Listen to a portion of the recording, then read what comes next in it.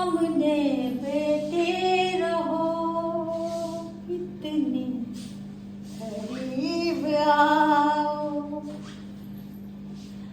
हाँ,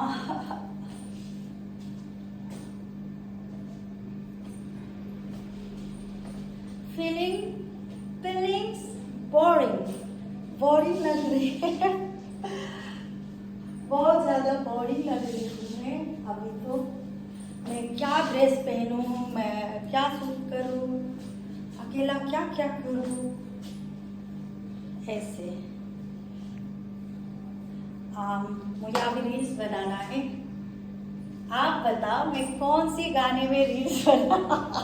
ऐसे कि मैं बहुत ज़्यादा सेलिब्रिटी तो मज़ा से रील्स बनाने वाली हूँ। मुझे नहीं आता, लिपसिंग थोड़ी थोड़ी करती हूँ, तो मज़े मज़े के लिए मैं करती हूँ। तो आप लोग लाइक शेयर कमेंट्स फिर भी कर देना। Bye bye.